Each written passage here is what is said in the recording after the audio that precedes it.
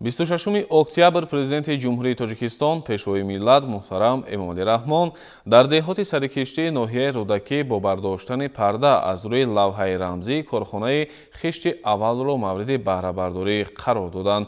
Иншоот дар муҳлати 4 моҳ бо сифати баланду ҷавобгӯи талаботи стандартҳои байналмилалӣ сохта шуда, дар вақти сохтмон сокинони зиёди маҳаллӣ ба кор ҷалб мешуданд. Пешвои миллат муҳтарам Эмомалӣ Раҳмон пас аз шиносоӣ бо раванди фаъолияти корхонаи хишти аввал дар ҳамин ҷо ҳамзамон барои бунёди 2 корхонаи дигари саноатӣ оғоз бахшиданд. Корхонаи истеҳсоли маҳсулоти керамзит дар ноҳияи Рӯдакӣ ва корхонаи истеҳсоли хишти пухта дар ноҳияи Данғара аз тарафи ҷамъияти саҳомии пӯшидаи корпоратсияи Тоҷвар бунёд карда мешавад. 26 октябр президенти ҷумҳурии Тоҷикистон пешвои миллат муҳтарам Эмомалӣ Раҳмон дар деҳоти сарикиштии ноҳияи Рӯдакӣ бо бардоштани парда аз рӯи лавҳаи рамзии корхонаи хишти аввалро мавриди баҳрабардорӣ қарор доданд.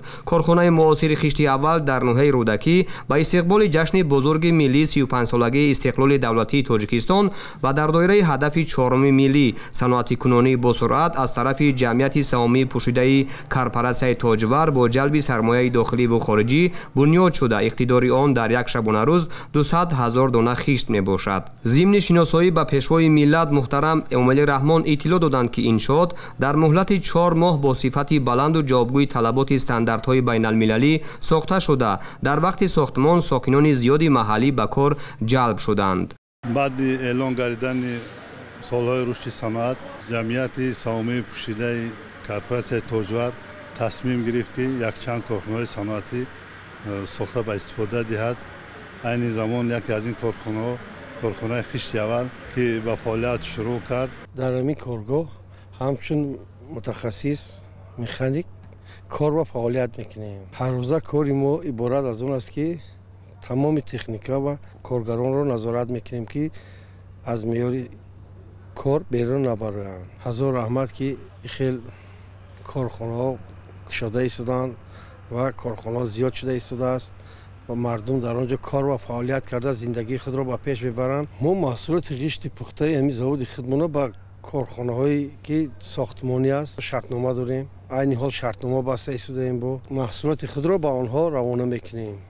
корхона дар доираи фазои мусоиди соҳибкорию сармоягузорӣ бо ҳадафи саҳмгузорӣ дар рушди истеҳсолоти ватанӣ ва вусъат бахшидан ба корҳои созандагӣ бо истифода аз таҷҳизоти муосири истеҳсолӣ дар масоҳати 1,7 гектар бунёд гардида, раванди коркарду истеҳсоли маҳсулот дар ин ҷо автоматӣ сурат мегирад. бо мавриди истифода қарор гирифтани корхонаи хишти аввал 50 нафар сокини маҳаллӣ бо кор таъмин шуданд. ҷамъият нақша дорад ки дар шафати ҳамин коргоҳ боз як коргоҳи керамзитбарорӣ сохта ба истифода диҳад. айнан ба мисоли ин корхона боз як корхонаи дигар дар ноҳияи Данғара сохта мешавад. ман Шамсинов Амрулло, истиқоматкунандаи ноҳияи Сино, аввалан миннатдории худро ба пешвои муаззами миллат муҳтарам ҷаноби олӣ мерасонем ки дар ноҳияи Рӯдакӣ чунин корхона ба кор фаъолият намудааст ва дар ин ҷо мо таҷҳизотҳои ҳозиразамонро омӯхтем ва ба ҳайси мутахассис кор ва фаъолият менамоем. президенти кишвар муҳтарам Эмомалӣ Раҳмон иқдоми сармоягузори ватаниро барои бунёди чунин иншооти муҳташами саноатӣ муҳим арзёбӣ карда ба масъулон супориш доданд ки бештар ба сифат ва стандарти маҳсулот таваҷҷӯҳ зоҳир намоянд. аз рӯи маълумот ҳоло дар ноҳияи Рӯдакӣ 25 корхонаи хиштбарорӣ фаъолият доранд. хушҳол ҳастем ки дар ноҳияи Рӯдакӣ корхонаи хишти аввал кушода шуд. мо дар ин ҷо на танҳо ба ҷои кор таъмин шудем, ҳамзамон барои мо кормандони ин корхона ҷои хоб, ошхона ва дигар шароитҳо ба мо фароҳам карданд. дар ин ҷо барои кормандону мутахассисон бинои сеошёнаи маишиву хизматрасонӣ бо шароити хуб сохта шудааст ки дорои ҳуҷраҳои корӣ, маҷлисгоҳ ва ошхона мебошад.